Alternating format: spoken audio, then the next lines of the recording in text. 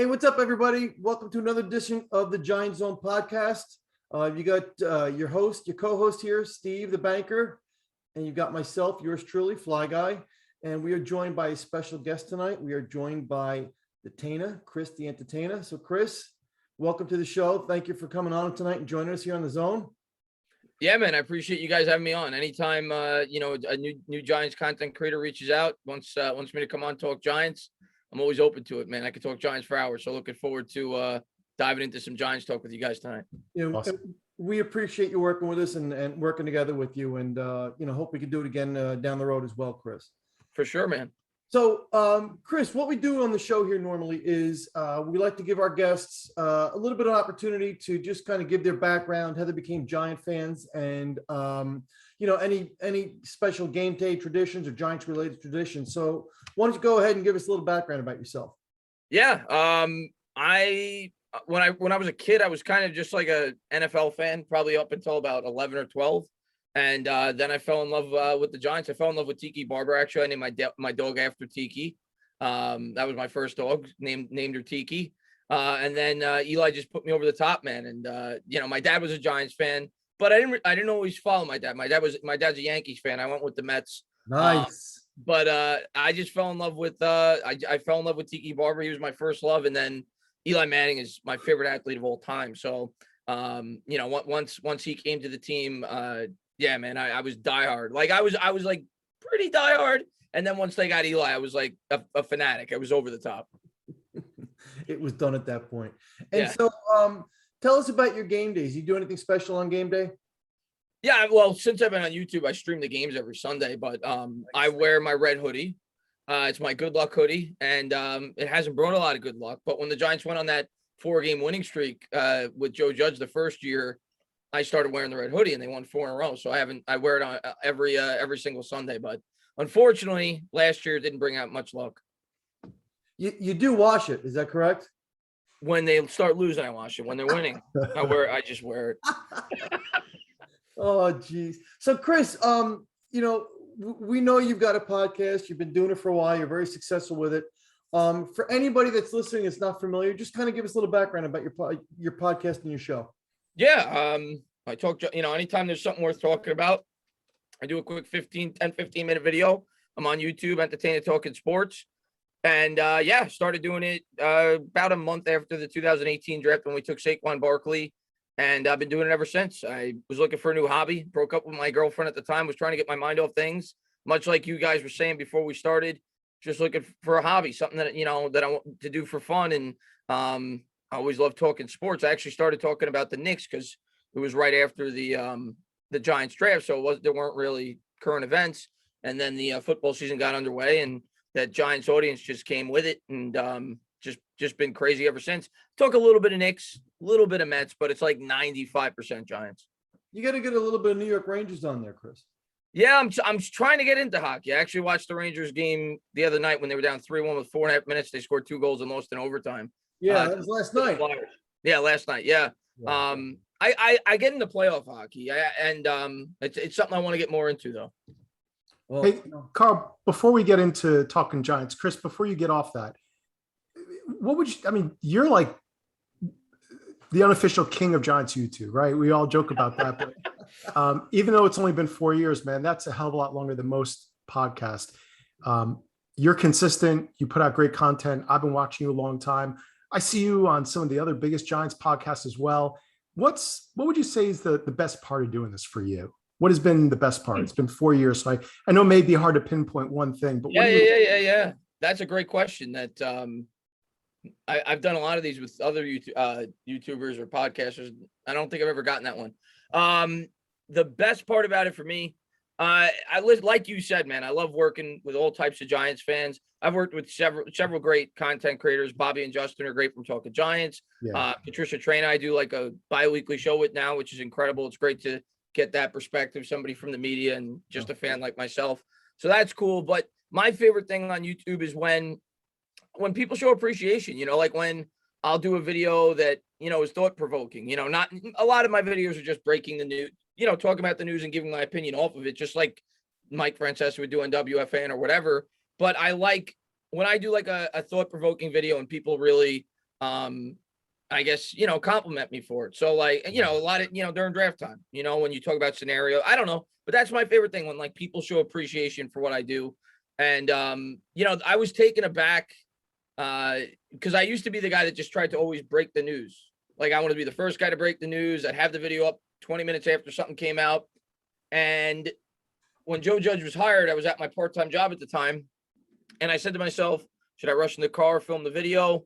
Or should I wait 6 hours till I get home after everybody else has already uploaded? And I waited the 6 hours because I wanted to be a more high quality video. And I was blown away because within 30 minutes I uploaded the video, I had more views than anybody else on YouTube. And I said to myself, that was like the moment when I said to myself, people actually value my opinion. Right. And that to me is like the biggest compliment you could get, man, when, people come to me because they think I'm well informed and they value my opinion. It's a great feeling. Well, we value your opinion. And, Absolutely. and that's easy to believe, and that's why you're here. So, Carl, I'll throw it back to you. I didn't mean to interrupt. It's just, we don't get That's a this good chance question, often. man. I appreciate it. No, that was a great question, Steve. I actually kind of jealous I didn't think of it myself, but that was really good. But Chris, to your point, and Steve, you may agree with me on this. It's when we put up, again, we're new. We've only got 10 episodes up. Yeah. But there are certain people that every time we put an episode up, they're always complimentary. Great show, guys. Can't wait to watch it. And you know what? Steve and I, we talk all the time, and I tell Steve all the time, as long as those people, I don't care if it's 1, 2, 5, 10, as long as those people keep following and they keep appreciating what we're doing, we're going to keep doing this. And so I completely get where you're coming from with that. That's the way it should be. I mean, regardless of how big or small your community is, as long as, they're showing appreciation and you're enjoying what you're doing, why wouldn't you keep doing it, man? Yeah. And, we're in this for the long haul. This is going to grow. It's, we didn't expect, thousands and thousands of followers or subscribers, after 10 episodes. So, but again, we're having fun and the feedback has been really positive. Both, people, have come to me and like, Steve's great. You guys are great. You got great synergy. We're just going to keep doing it. It's fun. It's awesome. So let's, I know I asked you to come loaded with some questions for us. So, and you gave me a couple. So why don't you go ahead and fire away? Give us one of the questions you got. Well, I mean, the first thing I think, the most appropriate thing to talk about is probably the upcoming draft. All the scenarios that the Giants might be dealing with. Obviously, we got 2 picks inside the top 7. Right. And I'd like to get your guys' opinion on where you side with the Giants in this draft. What your like, if you could put your GM hat on, if you were Joe Shane, what would you be looking to accomplish in a couple of months, in a month? Steve, go ahead. Why don't you kick it off? I know you love the draft, Steve, so go for it.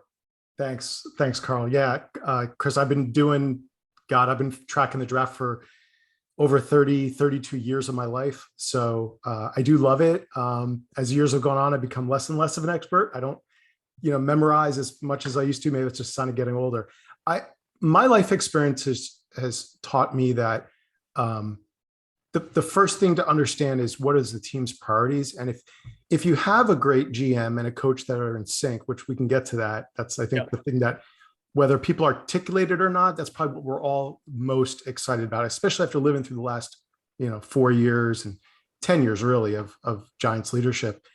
I think the number one priority, if everyone's being honest with themselves, even if they hate Daniel Jones, is, as John Mara said, they failed him up till now. They need to surround him. This is it. He has 1 year left now. Let's figure it out. So the number one priority to me as a fan is they have to fix that offensive line. I think we're all pretty excited. There's a lot of energy around what they've done in the offseason in free agency. And so where that's leading me is they got to get a right tackle. And the logic and the fact pattern, if you will, where I'm going with this is I actually did a study today. I looked at all 32 teams and I looked at the 2 starting tackles on every team. Mm-hmm. 28 out of 64 were first round picks. I think we can all agree that there's a lot of tackles that are currently listed on the depth chart as starters that are probably not even going to be starters once the season starts, because there's going to be anywhere from 4 to 6 offensive tackles this year taken in the draft, maybe more, who knows? Depends what these kids do in camp. Are they healthy? Do they compete? who are going to take starting jobs. So that's at least, I mean, if I just add 4, we're at 32 out of 64 starting tackles. My point is that historically, tackle, in my opinion, in my humble opinion, is it's one of the 2 hardest positions to come out of the draft as a rookie and then contribute your first year and start. Quarterback is obviously the other one. You could be a running back. You can be a wide receiver. Some people would say corner is really hard. I was about to say, I think corner's in the discussion as well. Yeah. Yeah. And I would give some ground on that as well, for sure. But in the 70s and the 80s and 90s, when Carl and I were really watching football, you could get an offensive tackle. And the college game is different. They don't play the pro style and they're not as trained. So I guess where I'm going with this to answer your question is we got to get a right tackle. Yeah. And I just think it's just too risky. People, you can get one in the second. That's what Shane is saying. Shane never said that. He said you can get a lineman further down. Yes. They got lucky in Buffalo. Who knows if it was him? Maybe it was Bean, their GM at the time, but they took an offensive tackle, a good one, in the second. He ended up being a very good starter for them. He's their left tackle. But man, we got to get that right tackle. If we solidify that and we solidify the offensive line, that will allow us to properly figure out, because at that point, Daniel Jones, there's no excuse, man. You had an offensive line. So I guess the answer for me, Carl and Chris, is I don't want us to trade that 5th pick. I want to see us take a right tackle. If Icky or Neal, whichever flavor of ice cream you want, are not available, man, then take the defensive player. If they're there, then I could see them either picking a great defensive player at 7, whether it's Sauce or one of the top 2 edges if they fall, or trading back that 7th pick. But Chris, I think you and I were tweeting today. I'd rather us not trade back from 5 and 7, but I think that's what the buzz is about. Everybody's talking about that, right? So I'm not against trading back under the right circumstance. I brought up because I saw a lot of people on Twitter talking about after the trade with the Eagles that, Chris, would you, everybody was asking me, would you trade the 5th or 7th pick for the 16 and 19?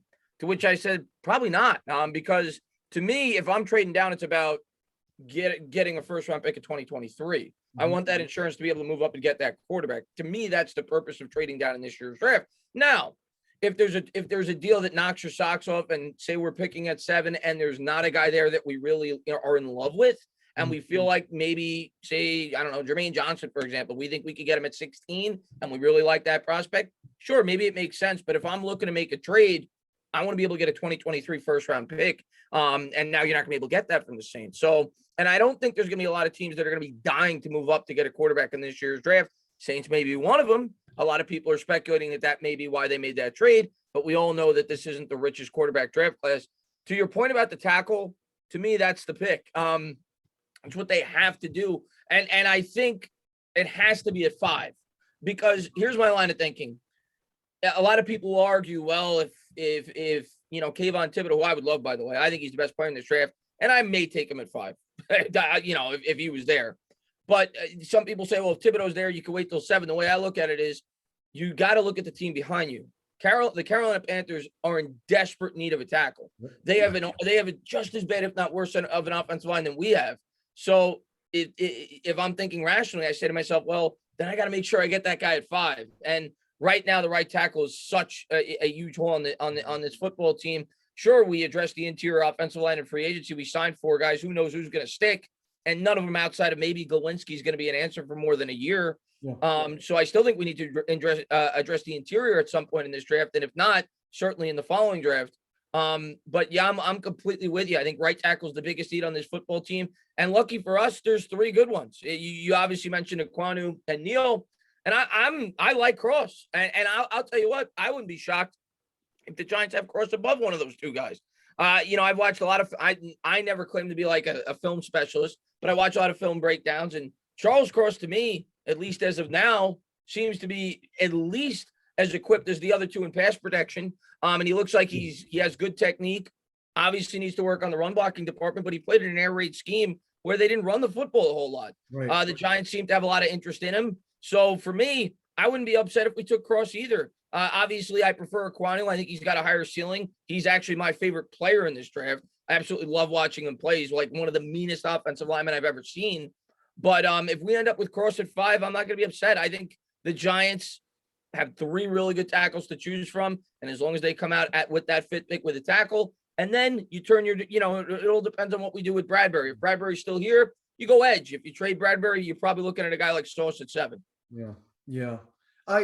Look, let's call it a trifecta, because I am also on board with the fact that I say at 5, we have to address that right tackle. I've been saying it all along. I think the pick is going to be Neal. I don't think Equano is going to be there. You're a little higher on Cross than I am, but I have those 2 above Cross. I like Neal better. Yeah, I think Neal's number 1. I think he's the right. And I think he's the one we're going to get, to be honest with you. Again, the thing that scares me about Cross is the lack of run blocking. And Steve, you touched on this earlier. The importance of the right tackle, even left tackle, quite honestly, you can't understate it. It's so important. But what we've noticed here in the last couple of years in all these drafts is that you're getting these linemen now that are starting to come out and making impacts right away, which tells me that the college game is kind of caught up to the pro game a little bit as far as the offenses they're run, the schemes they're running. And that's why you're seeing more of these offensive tackles coming into the pros and being successful right out of the gate. Now, that being said, they're not all going to do it. I hope to God Neal is the guy that does it for us, or whoever we pick. Okay. I mean, the guy we took it for didn't do it right away. Andrew Thomas took a year, right? So you're right. You're absolutely right. Right. Yeah. I mean, Rashawn Slater caught on quick. Penny Sewell was pretty good last year. Tristan Wirfs, but there's instances like Andrew Thomas as well, where it may take a year for them to, to hit their groove. But to the point, that's why I say let's address it at 5, because it increases our chances of hitting the home run right out of the gate, getting that tackle that you're going to be able to put in there, and you leave them there for 5, 8, 10 years, whatever. And then you got your bookend tackles and you're set. And then I think that also, and I have not been a proponent of trading down, but that does open up possibilities at 7. If there is a deal to be made, you've got that tackle secure. Now you can get a little creative if you want. So if not, I believe the pick will be Sauce. I think the Giants have a very quiet love for him. I know I do. So, and I don't mean that in a bad way, but I mean, my point is, I would love to see him with the Giants. I think he fits so well in Wink Martindale's defense because of the way he prioritizes the cornerback. So that's kind of how I would like to see it play out, but who knows? And then, you could always add another one later. You got the second round, although if they get offensive tackle first round, they'll probably go edge second round, I would think, because again, that's just as big of a glaring need on this team as the offensive line is as well. So, but get that position, secure the tackle, and then you go from there. I'm fully in agreement with that.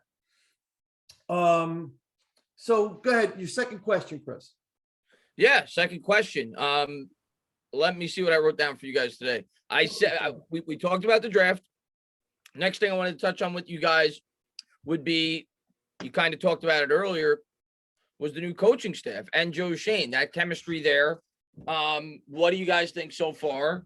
And obviously we don't have any results, but what did you think of the hiring of Brian Dable, his overall coaching staff, bringing in Kafka, that whole dynamic? Wink, like you touched on, the defensive coordinator. Are you excited about this coaching staff? What do you think of the job Joe Schoen's done so far? A couple episodes ago, I think it was our 3rd episode, we had Bobby Thompson on the show, NFL reporter. He works for Tampa. He's also covered the Patriots. And we were talking to him about the coaching staff. And he said with just the hiring of Schoen and Dable alone, the Giants won the offseason as far as hiring coaches. And then subsequently, the staff they put together, Kafka, we could. You got a player coach in Davis Webb now, for crying out loud. So I think the moves have been great. I like the energy around this coaching staff. It feels like there's a good cohesion between them. Like they work well together. They seem to enjoy working together. One thing that I've noticed about Schoen and Dable, quite honestly, is that, they're from their time together in Buffalo, you could see that they came in with a plan, and that goes far beyond, offensive game plan, defensive game plan. I think they went out and got the kind of coaches that they want. They're going to, they're going to fill the roster with types of players they want. So I think it all starts with those two hirings, but I like what they're doing. It just feels like, hey, we have a plan and we are executing the plan, as opposed to what we're used to, right? Well, here's our offense coordinator and here's our defense coordinator, and all right, we're going to pick this guy. It just feels different is my point. There's a cohesion and a symmetry that I feel is taking place here that I think we need to be patient with them. But I think the wins will come and I think the success will follow. What do you think, Chris? Yeah, I mean, the first thing that I liked about what the Giants did this offseason was, for the first time since I've been watching the team, Mara went outside the organization. Whenever he hired GMs in the past, they had ties to Mara. They were former Giants, they were current Giants, and I think Mara got the message. I've been a guy that's been all over John Mara. I think he's been the biggest problem with this football team dating all the way back to 2015 when he decided to keep Reese and fire Coughlin. He should have done both at the same time, so you would have been on the same timeline. Didn't do it. Now, a lot of people talk about how Joe Judge got a raw deal, and he did. That's life in the NFL. You're not always going to get, the ideal opportunity, but I do think it was the right move to move on from Judge. He didn't prove enough for me to limit the potential hirees at the GM position, because you didn't want to, a lot of guys may not necessarily wanted to take this job if they had to be told that Joe Judge was going to be their coach. So I thought it was the right decision. And yeah, so far, I don't want to get like over the top, complimentary about Joe Schoen, because we saw what happened with Joe Judge. People went wild for Joe Judge, and then a year later we were running him out of town. I realized that this is going to be a multi-year process. Everybody talks about how bad of a job Dave Gettleman did, and he did. At the end of the day, he completely failed us. But you have to acknowledge that Joe Schoen is inheriting that, and it's going to take him some time to get out of this. This cap situation right now is a mess, and I think the way that Joe Schoen is handling this is perfect. He's not going out there. He's not signing, 3-4 year contracts. He's not backloading salaries. Obviously the Adoree Jackson backload today a little bit, but he's got to do something to be able to get under the cap. But he's not hampering himself in the future. He's having clear cap space. He let all of our players walk. He got comp picks for Evan Ingram. So I think it's the first year in a rebuild, and this is the way it should be. It was not what we did in 2018 when we tried to win and rebuild at the same time, and everything, went off the tracks after that. And obviously it was a different circumstance because you had Eli Manning, a cornerstone quarterback for this team for years. And, now he's kind of got a clean slate with Daniel Jones, being that he's a young quarterback on the last year of his rookie salary. But this is the right way to go about doing things. So far it's been refreshing. I'm excited to see what he does in the draft. And, no matter what he does, I'm not going to jump down the guy's throat. I know it's going to, I'm giving him 3 years. That's what I said from the start. I'm giving him and Dable together 3 years. As far as Dable goes, I thought it was the hire that we had to make. And it has had as much to do with the candidates that we brought in as Dable himself. I thought the Giants needed to hire an offensive head coach. He was the only offensive guy that we brought in, because the way I looked at it is, we have no continuity. You talk about Daniel Jones. Daniel Jones now is learning his third system and having his fourth offensive coordinator, his fourth year into the league. So the way I look at it is, if we hired Flores, for example, who's more of a defensive-minded coach, and say we got Kafka, if Kafka goes off and gets a head coaching job the next year, you got a whole new scheme to learn again. So my line of thinking is whether or not it's going to be Jones, I don't know. But then your next quarterback that comes in is going to have stability, unlike Jones had when we moved on from Shermer after his first year. So I thought they needed to hire an offensive head coach. Whether or not Dable's going to get the job done, I don't know. To me, Josh Allen might be the most talented quarterback in football. Fans need to acknowledge that, right? So we'll see, but I'm going to give him every opportunity that I can. And so far, so good. I mean, I like some of the things Dable's had to say as well, but, we'll wait till we see results on the field. Steve? Yeah, I agree everything with what both of you guys said. I'll just, I guess, build a little upon it, but I love everything that they've done so far. We had to modernize our offense. Dable, I love the fact that he's bringing in someone not from just his Buffalo or New England and Miami, all the places he stopped, but he's bringing in Kafka, who maybe even be another level of genius with all the time he spent in Kansas City and Andy Reid. And that was a huge hire. And that was also emblematic of a lot of the people he's bringing in, because almost to a man, everyone he's brought in was in line to eventually, they were being groomed for, in Kafka's case, eventually being offensive coordinator in Kansas City. All of these guys are guys that were have a history of achievement as coaches and coordinators. So I love that on the offensive side. And then on the defensive side, look, Patrick Graham, loved him as a person, loved the type of coach he was with his players, loved how he took something and made something out of nothing 2 seasons ago, it seemed. But I was sick and tired. I was a defensive player in high school years ago. Obviously, that doesn't mean a whole heck of a lot, but I watched the defense. I watched the defensive line every game and the offensive line. That whole bend, don't break thing. Look, Wink takes a lot of chances. He's got to have those corners. We all know how most of us, I mean, hopefully our listeners, everybody is smart enough to know how the Wink defense by now, what it's predicated on. It needs corners out on an island because he brings all sorts of blitzes and schemes, and he uses chess pieces. And when you're the quarterback and the center and you're calling your reads and your protections, you have no idea where the pressure is going to come from. He's known for that. I love that they're getting a defense and a defensive coordinator who is going to pressure the quarterback and pressure the offense. I'm a big believer in, at the end of the day, it could even be Tom Brady in 2007, 2011. He's still a human being. He doesn't seem like it sometimes, but human beings make mistakes. They make mistakes. There's turnovers. Those are opportunities to score points. Tom Coughlin, as I said the other night on our podcast, you win the turnover battle, you typically win the game. So I love that they've revamped the offense, at least before the season, from what we can expect. I love that they're bringing in Wink as the defensive coordinator. The thing that I love as much as everything, though, guys, and this is where I'll build, and Carl's heard me talk about this a few times, and this isn't Steven doing this amazing research. The articles are out there and the interviews if people want to look for them. Daboll and Shane have a long history together, right? So when Daboll was offensive coordinator in Miami, and I said this the other night, but it's true, everybody can look it up. And Shane was, I believe, the head of pro scouting in Miami. He actually went to him before the draft, and I said, I saw a kid. I know you saw him too. His name is Charles Clay.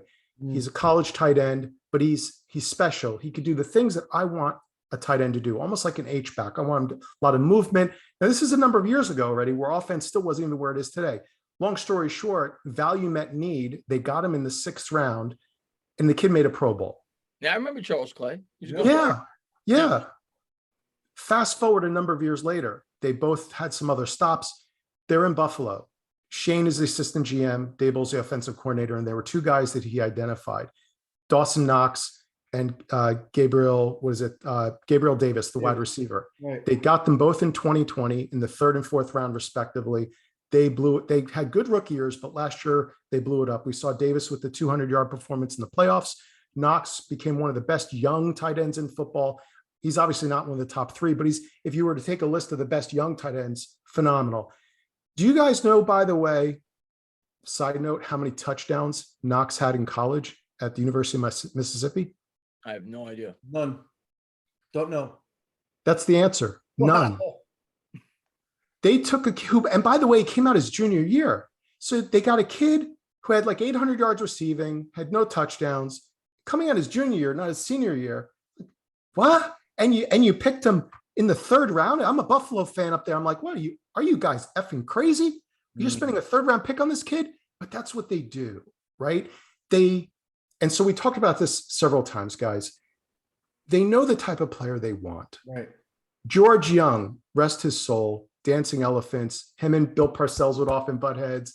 They didn't always see eye to eye, but they knew the types of players they want. Tom Coughlin and Accorsi, and then the transfer to Reese. Obviously, there was often butting heads and whatever. We can all argue about why those relationships eventually fell apart, but of course he knew the players he wanted. I remember, I'll never forget, Chris, I'm sure you may remember, I know Carl does, they get Justin Tuck. I'm like, who's he? I knew he played at Notre Dame. And they got, before that, OC. I was like, OC, I want the other kid at that school. Remember, the guy's now going to be in the Hall of Fame. And then Kiwanuka. I mean, you have all these defensive linemen and you're getting another one out of Boston. Pierre-Paul too. But that's the point. They knew better than we did, even as fans. They had a plan. They understood how to have a proper scouting and talent evaluation department. So what I'm saying is these 2 guys, to your point, they've known each other, but what does it really look like? What it looks like is 2 guys that are in sync. Yes. They know the types of players they want. And I said this the other night. Chris, on our podcast. I said, it wouldn't surprise me if there's literally out of, let's say 300 kids this year, there's more kids this year than almost ever because of the pandemic, right? We've all talked about that. Kids returning for their senior season, but they get an extra year. It wouldn't surprise me if they've literally taken, let's say 90 kids and said, that's it. That's it. There's 90 kids that we want. We're open to others if they fall. They're too good to pass up. And we can always, have that debate in the war room if this unbelievable player, but there's issues we have. But I get the feeling based on everything they've said to the media, they know the type of players they want. Right. And I said this the other night, it may not be the OBJ with all the shine and the sauce. And we're like, the flash, I should say, because I love sauce. The flash and the shine, like, but this guy was crazy in college. They know what they want and they have a plan. And I think more than anything as fans, going into the draft, we haven't even seen these guys start the NFL season yet. I think that's what, even if people can't put their finger on it, whether they realize it or not, that's what everyone's probably excited about. They're not sure how to articulate it. And that's how I articulate it. I'm like, these are guys that know what they want. They could probably read each other's mind. We saw it in some of the clips on the Giants YouTube channel with the part 1 and part 2 at the combine. It's like, yes, that's what it's supposed to look like. That's what it's supposed to look like when you have a GM and a freaking coach that are on the same page. Right. Blah, blah, blah. So I'm excited, man. Yeah, I'm excited too, man. I can't wait to see the results that we get. But yeah, I think that's the biggest thing for me is that it's clear as day that our coach and GM enjoy working with one another. Yeah. And that's important, especially if they're going to work collaboratively. So I'm excited about it. I'm excited to see what we could start building year one. And, Chris, you touched on it earlier. Not only am I impressed and pleased that Mara went outside the organization, but as you could see, since he's hired Shane, he's letting Shane make some decisions.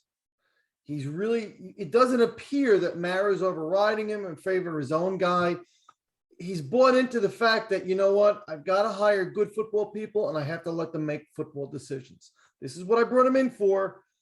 I've got to let him do it. So maybe Tish stepped in and said, you need to kind of step back a little bit. Who knows? And that's a whole nother conversation. But it is refreshing to see that new thinking. And it's very clear that Shane's voice is being heard in this organization. And it just looks like people are just so on board with him and believe in him. And they're drinking the Kool-Aid. And that's great. And to the synergy that we're all talking about, once Shane was hired, it almost seemed like a no-brainer that Daboll was going to come in, especially if Shane had that much input into the decision.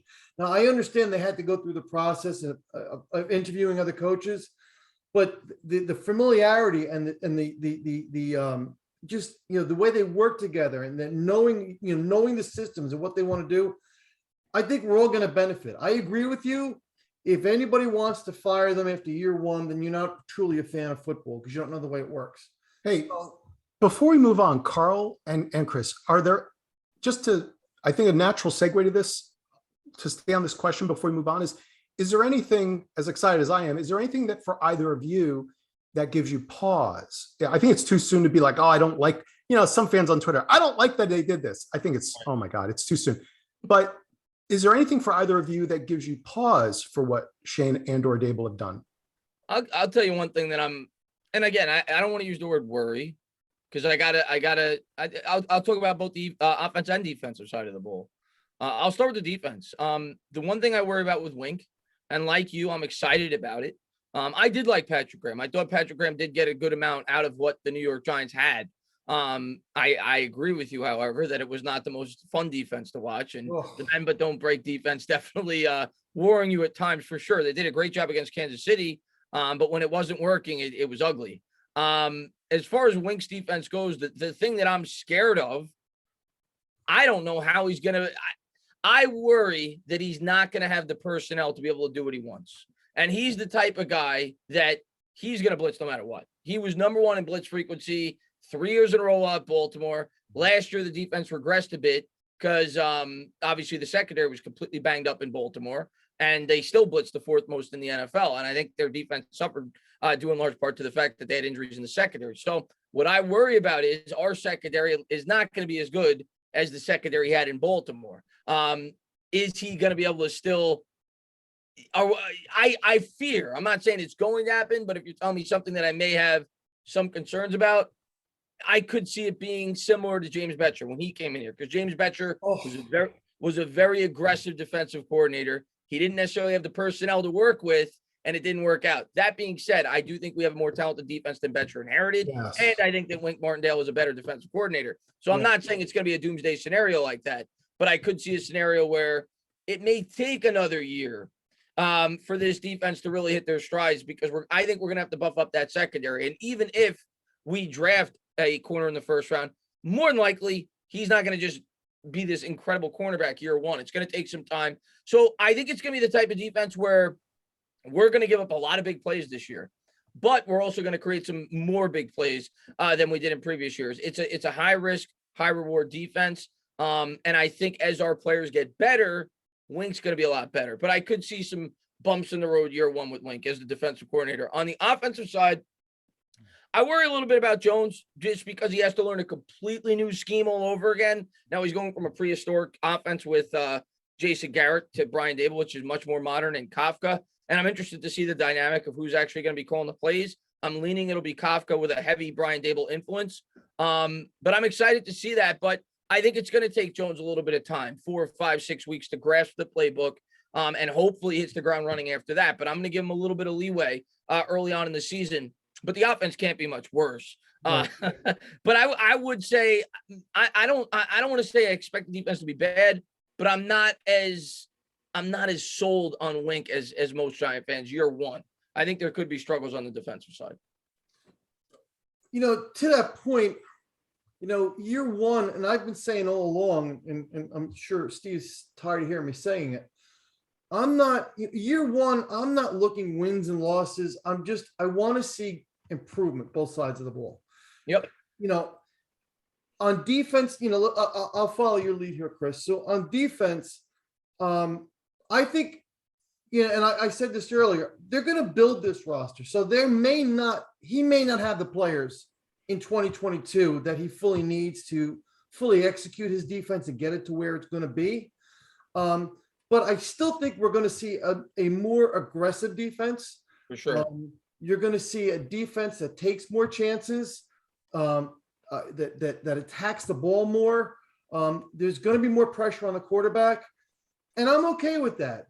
Look, and sometimes putting that pressure on the quarterback, you leave yourself open to big plays. Fully understand that. But you know what?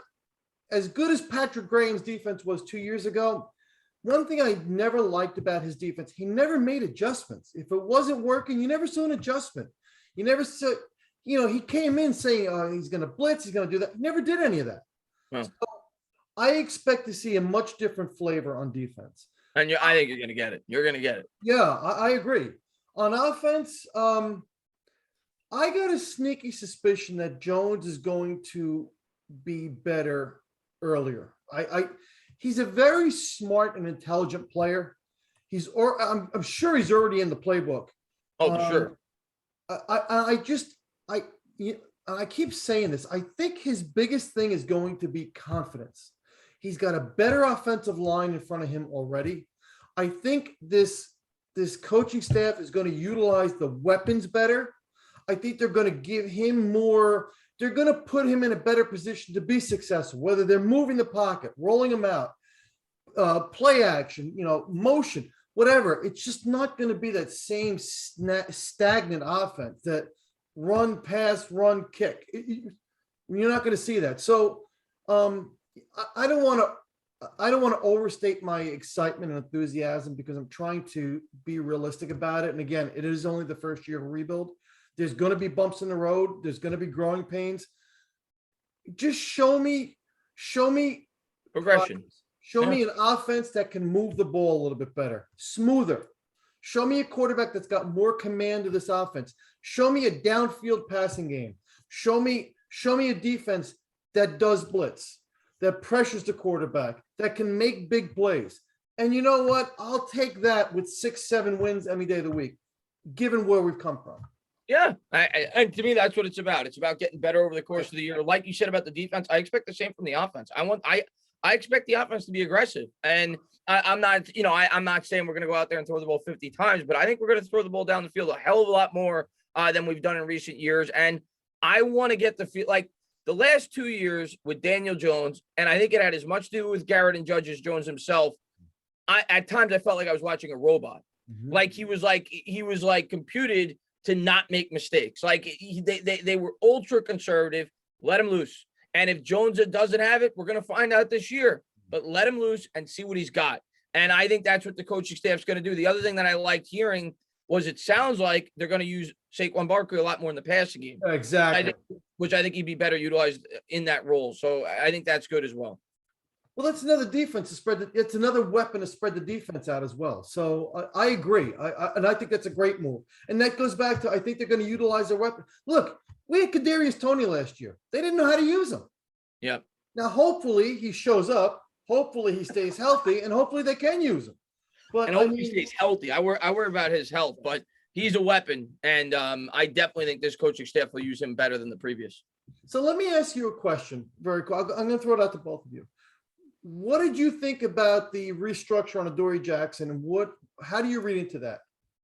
Yeah. I think it makes listen, Joe Schoen came out and said at the start of the offseason that it was a last resort. Like he didn't want to have to back out any contracts if he could in a perfect world.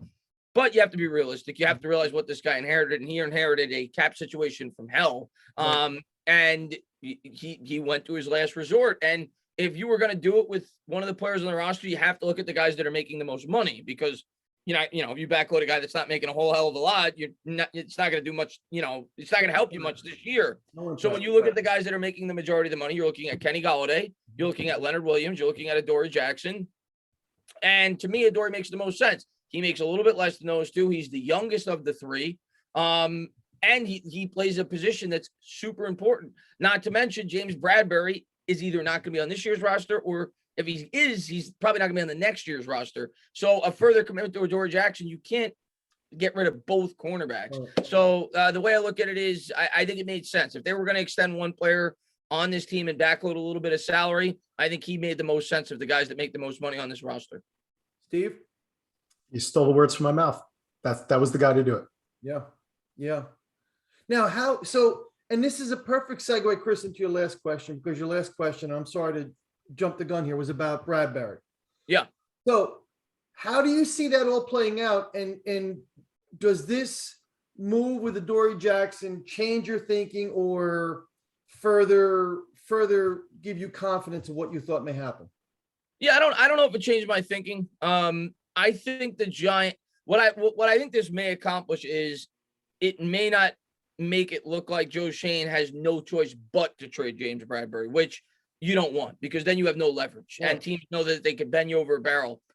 And now that, he backloaded a little bit of salary, now the Giants only need to free up about another $9 million. Maybe you get a little bit more for James Bradberry, because teams don't necessarily think you're as desperate as you once were now that you're backloading some of these contracts. If they want to trade James Bradberry, I still think they're going to do it. But we'll see. It is possible they could bring him back, but I don't know if it's the best of ideas. And I think James Bradberry is a really good football player. I don't necessarily know he fits this scheme particularly well. He's not a man press cover corner. He plays more, in the zone. But I'm sure if he was making the right salary, the New York Giants would find a way to make it work with Wink. And I think he's a good player. I think he's one of the best players on our defense. But the way I look at it is this, like you were saying earlier, this is year one of the rebuild. We know we're not going to a Super Bowl this year. And if Bradberry's back this year, he's not going to be back the following year. So why am I going to backload more salaries to further damage the salary cap in 2023 for a player that more than likely is not going to be here after this year? He's going to be 30 years old going into next year, was never a guy that Joe Schoen signed in the first place. So the way I look at it is if there's I'm not cutting Bradberry, but if there's a deal for Bradberry where I could get a third, maybe a fourth round pick, I'm probably doing that and drafting my corner early in this year's draft. Steve? So I've been on record for saying that they got to trade Bradberry. I asked a question earlier of you both where I said, in spite of my excitement, is there anything that actually gives you pause? And literally the only thing that, I didn't get around to answer the question myself, but the only thing that gave me pause was I thought it was a mistake for Shane in the beginning very early days after he was hired, he said, I need to find 40 million in the salary cap. And I thought that was a mistake because that showed his cards a little bit. Doesn't mean that it wasn't the right thing to do. I mean, we all now know like he needed to do it, but that's letting other GMs around the league know, hey, guess what? I mean, it's not rocket science. They could have figured out the players, who might be cut, who might be trade bait. So, but I've kind of come full circle on that. I love that he hasn't just given them away. I've come full circle on the fact that I tweeted it today. If anybody saw, I said to somebody, I was like, we may look back at him and call him Joe Cool, like, in homage to cigarette ads from 40, 50, 60 years ago. Like he's cool, calm, and collected. And he all along may have said to himself when he reached out to Wink, interviewed Wink, they hired Wink, said, listen, not sure how this is going to play out, but if we end up keeping this guy, what do you think? I'm sure they've had, again, going back to what I said before, they've had a plan all along. I saw, so to answer your question, there was an article I saw in the last 24 hours on Sports Illustrated, so I'll give them credit. And they talked about James Bradberry, and they said it's obviously not necessarily likely, but one way to restructure it is to do it as a new contract. So hear me out, 2022 to 2025. So you have a 4-year contract. The last 2 years are voidable. The second year of the contract, which would be 2023, he has 0 base salary. So what you're doing is you're taking his entire salary this coming year and turning it into a bonus for next year with a $1 million base salary. So what you're doing is you're giving them a 0 base salary in 2023 and 2 voidable years. But the reason it sounds fake, but we all know that's often how NFL contracts work, is you have a 4-year contract though to spread out his cap hit. So his cap number for the first year is roughly 6 million. His cap hit in 23 would be 4.4 and change, and then 3 million and 3 million in the last 2 voidable years. That still sounds like it's unreasonable. Like, yeah, but you know what, Steven, almost 4.5 million of a cap hit if they cut him in 2023. Yeah, but here's the thing, guys. The thing I'm going to say to this before you continue, I don't think James Bradberry would ever agree to that. Because if I'm James Bradberry, why would I not just want to hit the open market and get my $21 million this year and go out and get a 3-year contract somewhere else? Because it doesn't sound like he's getting that much more money by doing it this way. He's not going to get 21 million this close. No, but you're saying, let me get, so you're saying this year he'd be paid 12 million, right? In this, he's not taking a hit to his comp at all. They're just converting his entire salary that he's owed anyway into a bonus. This 20, I think he's due 21.9 or something. 21.8. 21.8. That becomes a full bonus, and then they just backload it over the next 3 years. No, they convert. They take like 13 million roughly, and pay him and make it into a bonus. Hold on, let me look. I had a chart up because it is. I'm not an expert at this. It's hard to follow.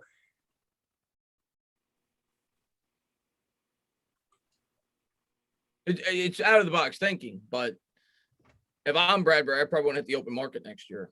But Steve, well, you go ahead, Steve. It looks like you found us. So go ahead. So he's got a $13.4 million base salary. Yeah. So what they're saying is, how do we convert that in such a way that it's team friendly? He still gets paid. And if he wants to hit the open market after a year, he could still hit the open market after a year.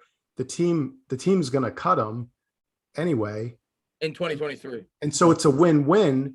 And so the very last itty bit that I was going to say before is we're projected to have, right now it's like 56 million, but all accounts are, unless we cut Leonard Williams and more players, at a minimum, it should be around 85 million cap room next year. The cap's going up huge. There's a lot of players and contracts that are going to fall off.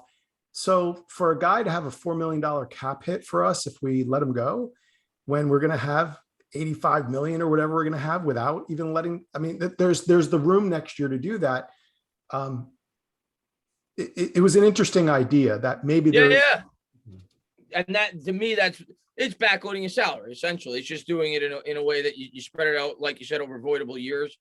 Me personally, I don't want him to do that. I'd rather them just trade the guy rather than impact the next 2 or 3 years in which I don't think he's going to be with the football team. But hey, if they think Bradberry's going to be a part of the long-term plans, go ahead and have at it. But I just don't see the money in the budget, because now you're going to be paying Adoree Jackson whatever amount of money you're going to be paying him next year. Now you're going to commit yourself more to James Brad. Like, the money's got to, you got to spread the money out. What if we got to extend Daniel Jones? You're going to have to start paying some of these other rookies. So I think it's in the Giants' best interest to trade So if they can't trade him, you think they're going to cut him? Because we need. No, I think they're going to keep him. If they can't trade him, I think they're going to keep him, and they're going to backload a salary. And it may not be his. It might be Leonard Williams. It might be Galladay. I don't know. But I think they'll get creative and find a way to make it work. But I don't think they're just going to dump him. They're going to have to get something for him. And I think they will. I mean, there's so many teams out there that need a cornerback. You look at the Cincinnati Bengals. I mean, they need a corner. The 49ers, their secondary is not very good. So there's a lot of teams that are going to be competing for a Super Bowl this year that I think could use a corner. And I think they'll be able to get something. So let me ask you a follow-up question then, because what I'm reading, and I'm sure you guys are both reading the same stuff, is that some of the pushback he's getting isn't even the pick that he wants or that teams are willing to give. It's that some teams are asking us to take back some of the salary. Yep. Yeah. And you're okay with that? Well, I think today's move may have been because they realized they're going to have to take back some of the salary, right? Had they known that they were going to shed the full $11 million, maybe they don't backload Adoree Jackson. Maybe they say to themselves, we need to save this extra $6 million now by backloading Jackson this year to take on $3 or $4 extra million of Bradberry's contract in order to trade him. So one way or another, I think he's going to get traded. We'll see. But yeah, I think as a Giants fan, I would rather them eat a couple of extra $1 million and get a 3rd round pick than just dump him and get nothing. And find a way to make some, maneuver a little bit of money to make it work. But unfortunately, and I like Bradberry, I don't think he's going to be here next year. So I'm going to come at this 3 different ways. And again, I've had a very sneaky suspicion all off season that they want to keep Bradberry. I really have. And I'm looking at today's deal with Adoree Jackson as, and maybe this is just my slanted thinking, but maybe the best offer that's been made for Bradberry falls short of what they wanted to get for him.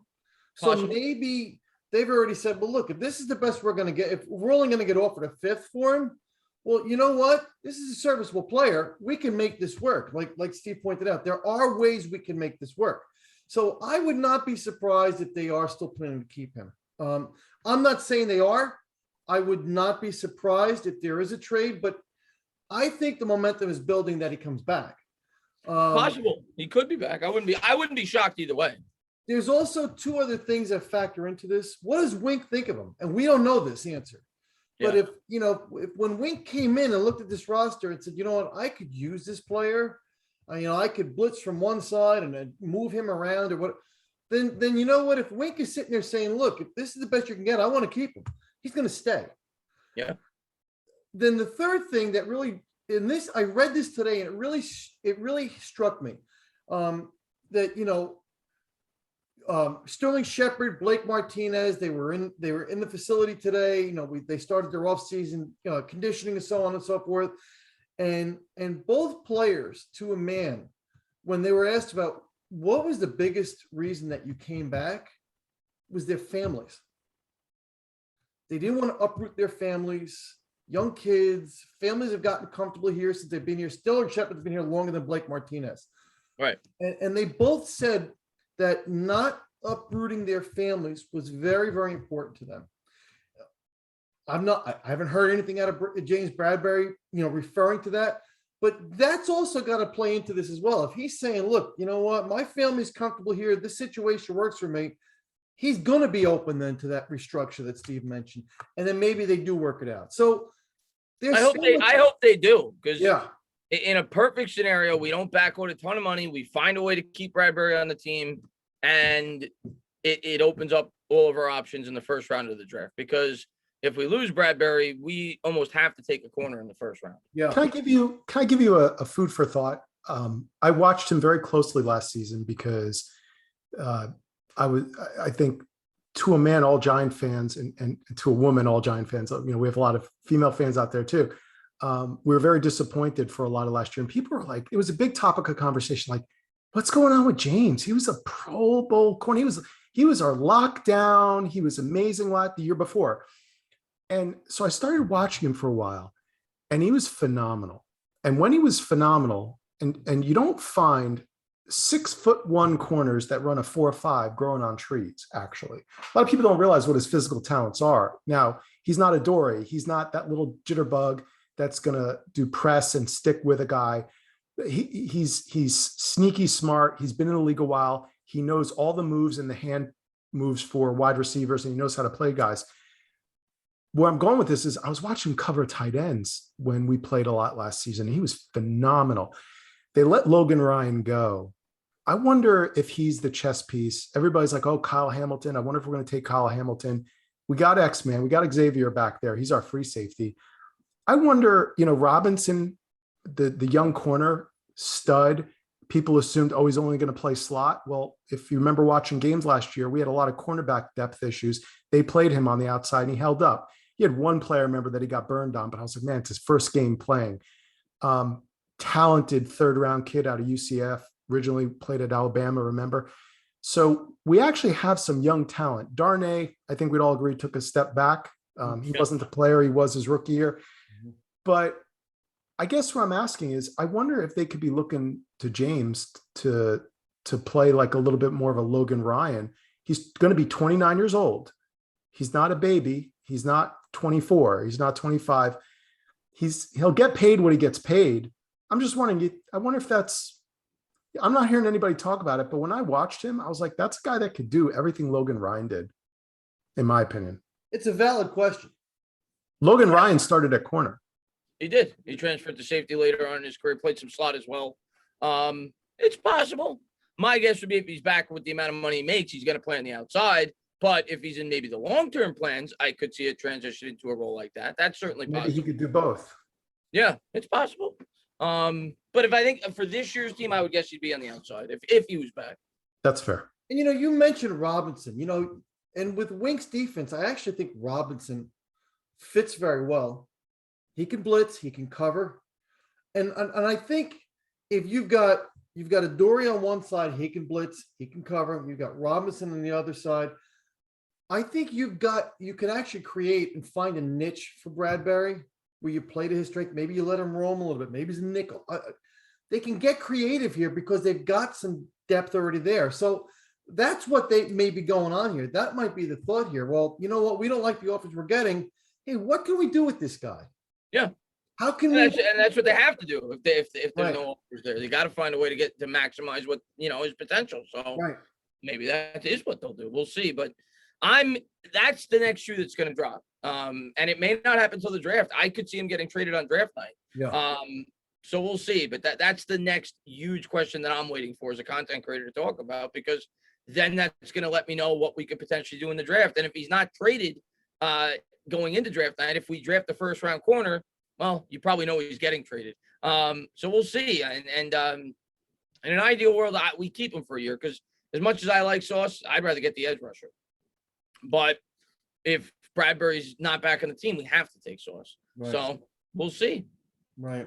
There's some phenomenal young cornerback talent. There's about 4 or 5 deep that may fall to the top of the second, excuse me.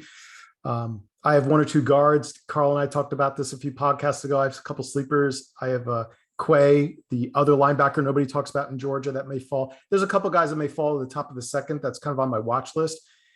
That would be interesting too. I mean, there's some talented young. There's a fall off from Sauce and Stingley in at LSU, if he turns out he's healthy, which is obviously the other big talk of the draft, right? Everybody knows he's probably not the same player he was in 2019. But aside from that fall off, those other 3, 4, 5 guys, those next round, they're all bottom half of the first round talent, but a few may slip to the top of the second. So that's the other thing. What if they have an opportunity to draft one of them at the top of the second? They could. I mean, it's all going to depend on what their draft board is and how they prioritize these players. There's a lot of talent in this draft. It's not what I want. It's not what I want. Yeah, I don't either.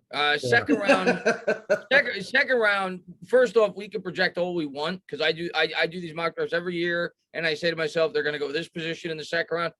I never thought Xavier McKinney was going to get there in the second round. Yeah. I never thought Azeez Ojulari was going to get to 43 and then to 50 after we traded down. Right. So we can project all we want, but to me, it's going to come down to who's the best player on the board, especially in the second round. But there's a couple, in terms of the positions that I could see them going round 2.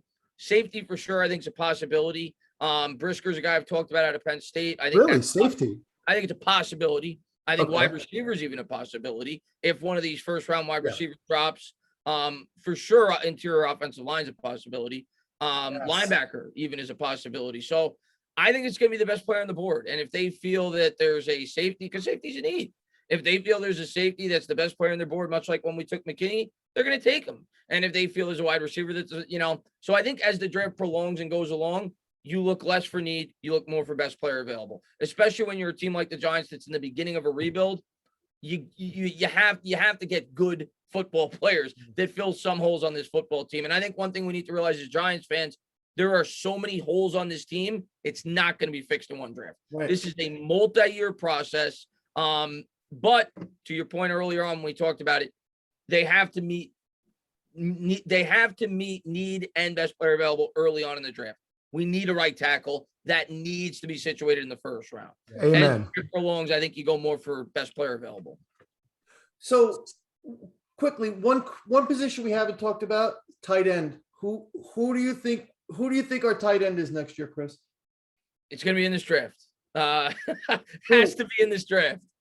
A lot of people talk about Ferguson. He's a second round talent. I don't think we're taking a tight end in the second round.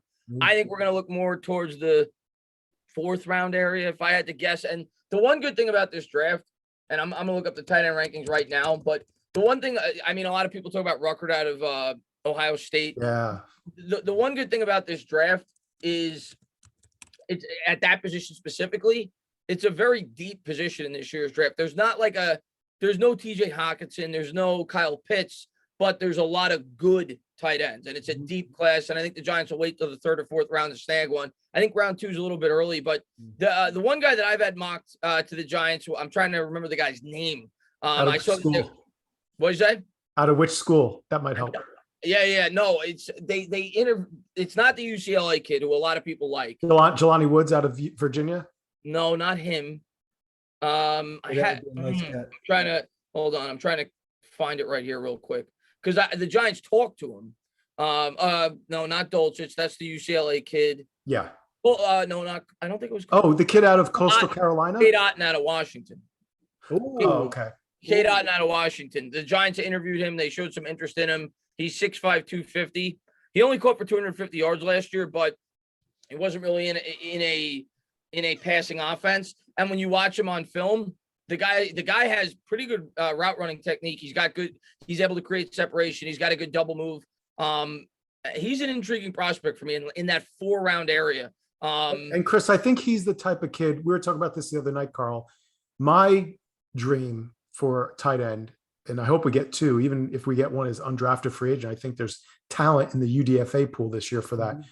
I want a wide tight end. I want someone who could be like Kevin Boss and be an inline blocker. Mm-hmm. Chris, the kid you're bringing up, I think he can block too. That's the thing about him, right? Yeah, he's more of a well-rounded guy. He's a good. Yeah. From what I've read, he needs to improve his blocking, but they feel like he could be a very good blocker at the NFL level. And I think that's the type of tight end they're going to look for. People talk about Dolchich. To me, when I watch him and the things I read, he sounds more like an Evan Ingram type tight end with better hands. Yeah, with better hands.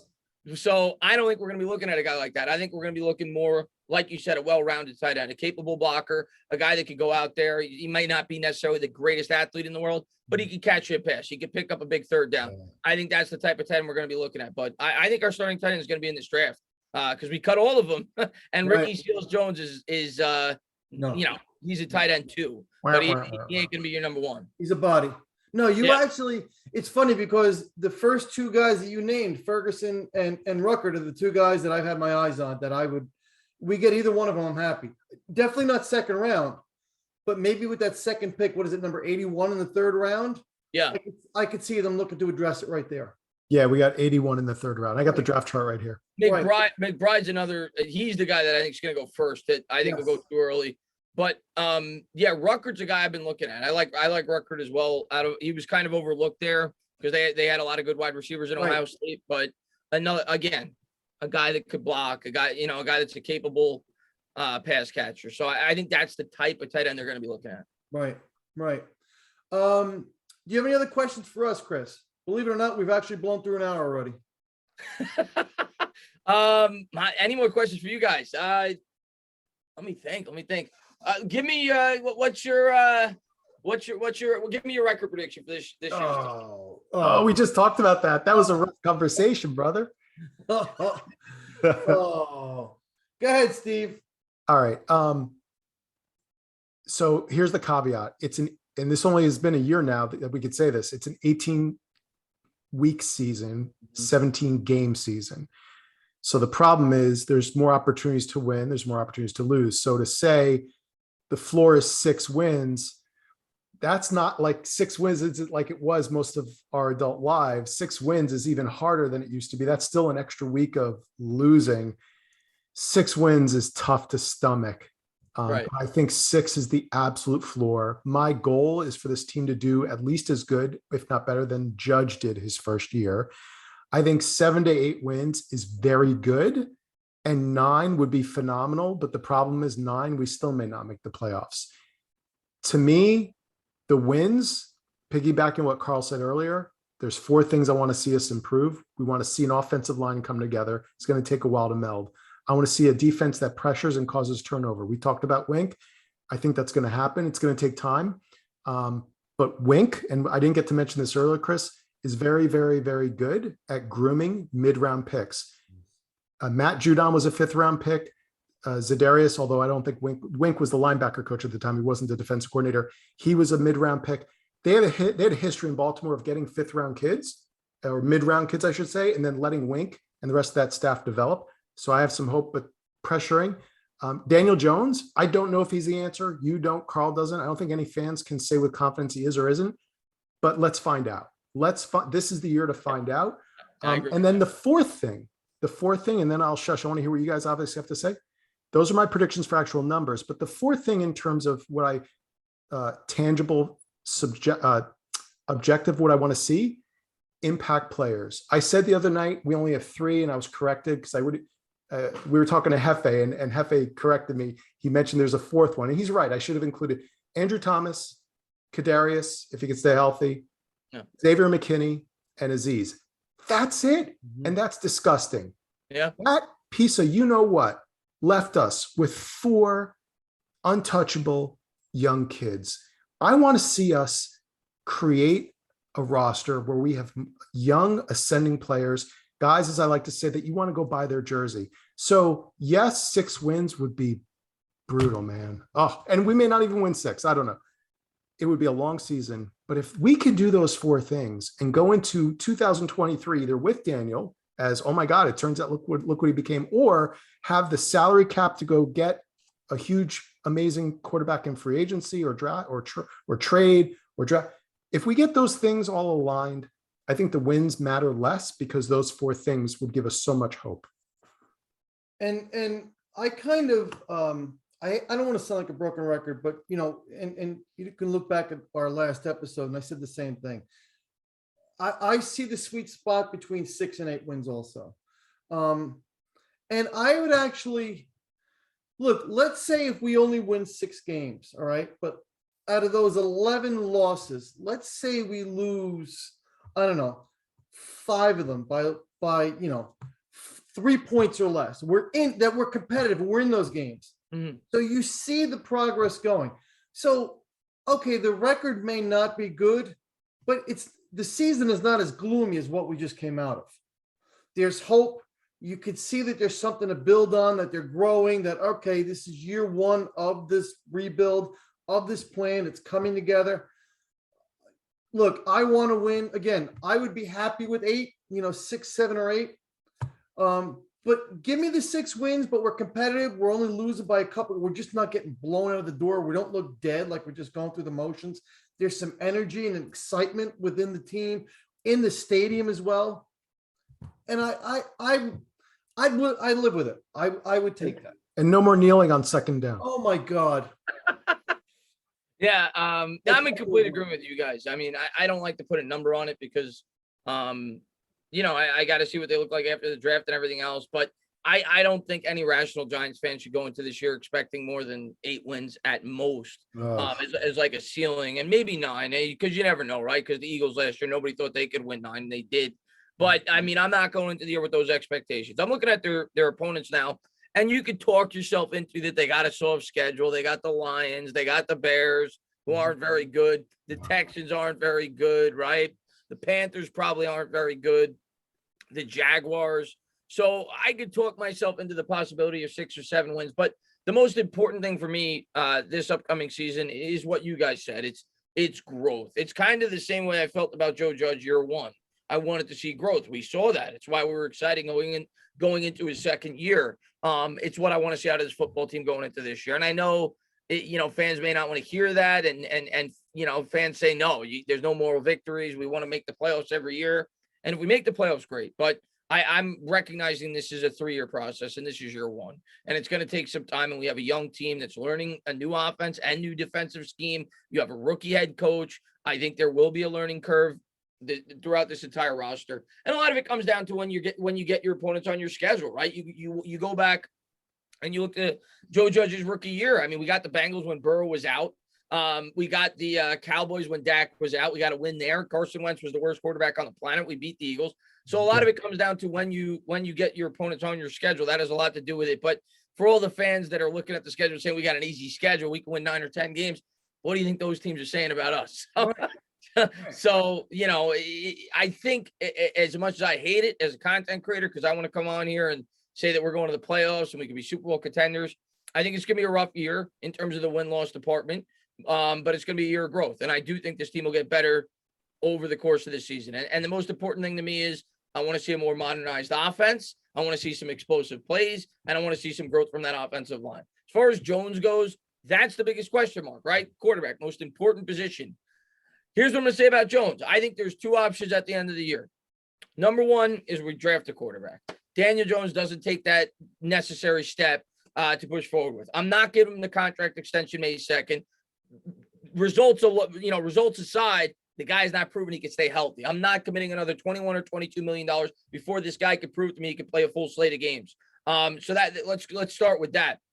But option 1 is Jones may get a little bit better, but he doesn't take that next step where he's worthy of that contract. Then you do whatever you got to do to go up and get your quarterback in 2023 in a much stronger quarterback draft class. Option 2, if Jones plays good, because I don't think he's going to be Josh Allen. I don't. And I hope I'm wrong. I don't think he's going to be Josh Allen. I don't think he's going to be Justin Herbert. But I do think he'd be a very good quarterback. If he takes that step, I think you give him a franchise tag. I think you make him prove it again that he could grow off of that, can stay healthy. And if he does that, then maybe you talk contract extension. But that's the biggest question mark going into this year. And we'll see. I'm excited to see what Jones can do. I personally think in the end, he will not be the long-term answer, but I hope to be proven wrong. I love the kid. I think he's got a great work ethic. He's easy to root for. Everybody wants to root for that underdog. And I do think he has talent. And like Mara said throughout his first couple of press conferences, the Giants did everything in their power to fail the kid. Let's hope with the necessary pieces, he could grow as a quarterback. That would be the easier solution, even though everybody's 100%, fighting it. 100%. Because if you draft a quarterback, I don't care how much growth we have this year. I'm gonna have the same expectations going into 2023 with a rookie quarterback. How could you expect the team to win more than 6 games with a rookie quarterback? Justin Herbert won 6 games his rookie year. So I'm with you. I think the best case scenario is Jones does enough to prove that he's worthy of at least another year, and we could build off this season. That's what I'm hoping for. Let me ask you this question. Let me ask you both this question. Yeah. Carl's heard me say this, but it's been a while. I struggle for anybody to convince me that Daniel Jones, at a minimum, physical tools, and I think we could all agree his number one issue isn't even the turnovers anymore. It's his inability to go through progressions, his inability to stay in the pocket, to go through his reads. I can't see him not being at least as talented, if not more, than Kirk Cousins. And Kirk Cousins took 4 or 5 years to really develop into the quarterback he is in Minnesota now. So if that's your potential, is that the worst thing in the world? No, it's not the worst thing in the world. It's not. Maybe we don't ever win a Super Bowl with him. That's my issue, I guess. That's the thing is with what quarterbacks make nowadays. Are you paying Kirk Cousins $40, $45 million a year? Because I'm not. But I don't doubt that he could be Kirk Cousins with a good supporting cast and a good offense. I have my doubts that he could be Josh Allen. I have my doubts that he could be Joe Burrow. I have my doubts that he could be Justin Herbert. I hope he proves me wrong. We're the Giants. So what's our expectation? What's the bar? Are we settling to be Minnesota, or do we want to be the Giants? Listen, the worst thing you can do as an organization is pay a good quarterback, top quarterback money, because you look at the Cowboys. Look what they had to do this year with Dak Prescott and isn't it great? Yeah, the contracts they shelled out. Now they lose La'el Collins. They lose Mark Cooper. And I don't think Randy Gregory.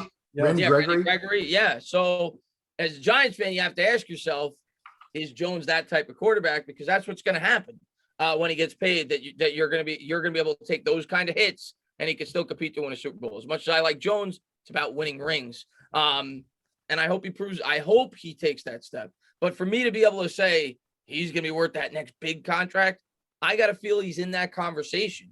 He's in that Joe Burrow conversation. And I hope he does it. I pray he does it, because I would much sooner rather give him a contract extension if he could prove he's in that caliber than go out and draft a quarterback, because then you're starting all over again. Well, he last year before he got hurt, he was proving that he was starting to. He was. The first 4 games, he was good. He was good the first 4 games. He was accurate. New Orleans. Remember New Orleans? Yeah. The New Orleans game, in my opinion, was his best game as a pro. Yeah. Well, look, his best game as a pro for me was his first game in Tampa. That was because you went to it. Well, that too. That's the most. All right. When I say the best game as a pro, the Tampa game is the most memorable. Yeah. Because it was great. But when I factor an opponent, the Tampa Bay defense wasn't very good. The Saints, he had an incredible comeback. Yeah. He was going up against a really good defense in New Orleans on the road. And he had all his toys. Yes. Yeah. Yeah. To me, and the Washington game, he was super impressive this year too, right at the beginning of the year when Darius Slayton drops the ball. He was incredible in that game, Daniel Jones. So he definitely had some bright moments. And then week 5, the Dallas Cowboys game, everybody gets hurt and everything. Both of you guys, real quick. Carl, we haven't talked about it in a couple weeks. Darius Slayton, I say cut him. There's wide receivers to take in this draft. Gone. Carl says gone. Chris, what do you say? Yeah, here's what I'm going to say. And I am, if they cut Darius Slayton, I'm not going to be upset. Darius Slayton's not very good. But the way I look at Darius Slayton, our wide receiving core is so injury prone. Sterling Shepard's not staying healthy. Kadarius Toney's probably not going to play all year. And Kenny Galladay's probably going to get hurt. And I look at the wide receiver market. I look at guys like Christian Kirk, the amount of money that guy got. And I say to myself, is it worth cutting Darius Slayton? Or maybe he gets an opportunity, catches 7 or 8 touchdowns like his rookie year, impresses somebody, and I get a 4th-round comp pick the following year. So that's I true. Bring back Slayton just for the depth that he would provide. Trust me, I'm not a Darius Slayton guy. I didn't think of that, though. Yeah, the guy's not a great route runner. The guy doesn't have the greatest hands in the world. He's got speed. He's got some height. But that would be my line of thinking. It's like, I only save $2 million if I cut him. He's depth. And maybe if he gets an opportunity with a few injuries to be the number 1 or 2 target, maybe he has 7 or 8 touchdowns like his rookie year. And maybe a team's willing to give him a $15, $20 million contract. Crazier things have happened. And maybe you go out and get yourself a 4th-round comp pick. So that's my line of thinking with Slayton White. That's why you're on this show. I didn't even think of that. If they draft a receiver, he's in trouble. Oh yeah, if they draft a receiver, I agree. If they draft a receiver in the first 3 rounds, Slayton, he'd make the team if they don't cut him. Well, no, there might be a very good wide receiver in the 4th. Yes, it's a deep class. It's definitely a deep class at that position. Yes. If they draft a receiver, I think he's in trouble. Yeah, I was looking at the kid from Notre Dame in the 4th-round area. I like him. He actually reminds me of Darius Slayton from a physical skill standpoint. But we'll see. I don't think Slayton's going to be here much longer. I'll say that. I think this is his last year as a Giant. If he even makes it to camp. Yeah, and I agree with that. And we got 2 5th-round picks this year. Yeah, we do. We got 2 5ths, we got 2 3rds, and we got 2 1sts. Chris, this was great tonight. We really, really loved having you on the show. This was some great discussion, great flow, great content. We really appreciate it. Steve, anything you want to say? Nah, man. I'm sure you get tons of these requests, so we don't take it for granted. Really appreciate it. Yeah. And listen, everybody has a life outside of this. Our time's valuable. Your time is valuable. So really want to thank you for taking the time and spending it with us tonight. Yeah, man. No, listen, man. Like I said, anytime, if I have the time, anytime anybody reaches out to me that shows respect as long as they're not a jerk. I always try to come on and talk Giants and do anything I can to help your new podcast. So I appreciate you guys having me on. Looking forward to chopping it up with you guys maybe after the draft. We'll talk about it and talk about the forward direction of this football team. But hopefully Joe Shane gets the job done. I'm looking forward to the draft. Hey, before we go, you want to tell everybody typically how often where they can find you on your podcast? Yeah. Entertainah Talking Sports. It's on YouTube. I got a Twitter handle at DA Entertainah85. You can follow me there as well. I upload probably 3 or 4 times a week when there's relevant news. As I've grown on YouTube, I try not to just force content. I see a lot of content creators. I used to do that. I don't like to just put out videos to put out videos. So I don't upload every day like I used to, maybe three times a week, 4 times a week. After the draft, it'll be a little bit slower, but then things pick up a lot, late July, early August. So there'll be a lot to talk about. I'll be going to training camp this year. Looking forward to that. That should be some cool content. Hopefully I get to meet you guys at you guys are in Florida, so I don't know if you guys will be in the Jersey area, but if you are, hopefully I get to meet you guys at a Giant game. And let's win 17 games this year. Your lips to God's ears. Yeah, I'll take 7 and be happy. But you'd be happier with 17. Chris, thanks again. We really appreciate you coming on with us tonight. Yeah, man, it was my pleasure. Steve, good job as always. Thanks, Great working with you, Steve. Thank you, everybody. Thank you for following and supporting us, and we'll see you again next week. Have a good night, everybody.